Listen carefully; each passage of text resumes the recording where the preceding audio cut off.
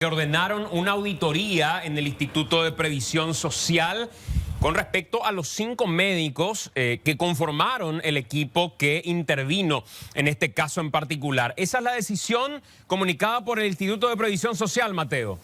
Y el número fue uno de los pocos datos brindados en esta conferencia de prensa que todavía dejó con un mar de dudas a la teleaudiencia y a la población en general, Santiago. Son 5 los médicos que estuvieron interviniendo en este proceso de amputación de pierna del hombre de nombre Ramón Zamudio. La situación que, según manifiesta el presidente del IPS, aparentemente se da por un error de comunicación.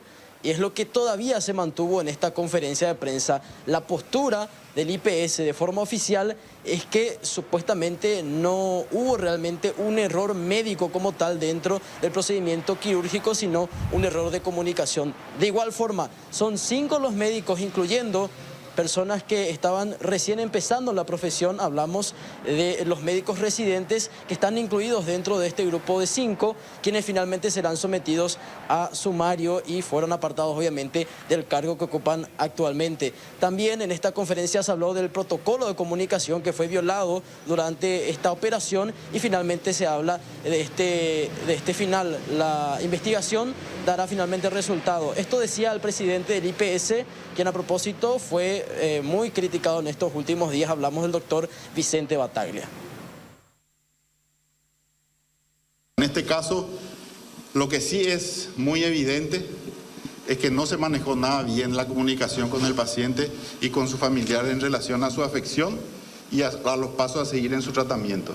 Se violaron los protocolos en los que, por supuesto, una persona que acude con una afección, una vez hecho el diagnóstico, tiene que tener idea absolutamente clara de qué es lo que se va a hacer y cómo se va a ir haciendo eso. En el caso del primer miembro que se amputó el día sábado, era un caso común, digamos, de manejo médico. Ahí no había ninguna controversia, siguió el manejo común y corriente.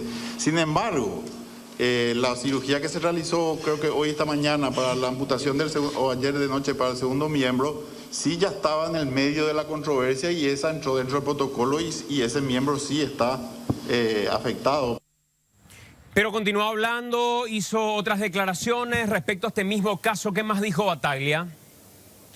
Y hablamos especialmente del procedimiento que ocupa a partir de ahora al equipo fiscal, ya que se investiga la cantidad de documentos que finalmente avalan, según el IPS, la amputación de esta segunda pierna. Además, hay que decir que durante esta conferencia de prensa se hablaban de los documentos que fueron firmados por los familiares para finalmente aceptar la amputación de la pierna derecha. Sin embargo, este documento, según el IPS en esta conferencia de prensa, no tendría validez porque no contaba con membrete ni firma del médico tratante. Esto evidentemente es una acción muy importante dentro de la investigación porque a partir de allí se verá si es que realmente había una culpabilidad ya anticipada por parte de los médicos sobre el cambio de postura, y es que no se habría dado aparentemente durante la marcha. Esto es el extracto justamente de este pedazo de la conferencia de prensa. A ver. Los documentos se tienen que llenar, están para ser utilizados de la mejor manera y de la manera para la que están diseñados. Es decir, ningún documento que no tenga firma, así sea cualquier pagaré común, tiene validez para nadie, ¿verdad? Bueno, esto tiene que ver entonces con lo que el Instituto de Previsión Social comunica de forma oficial. Hasta este momento no se ha dado a conocer nombres. Decíamos hace rato, hablar de la idoneidad o no de estos médicos no es posible realmente hoy porque no los conocemos. Por lo menos yo tengo que decir que no los conozco.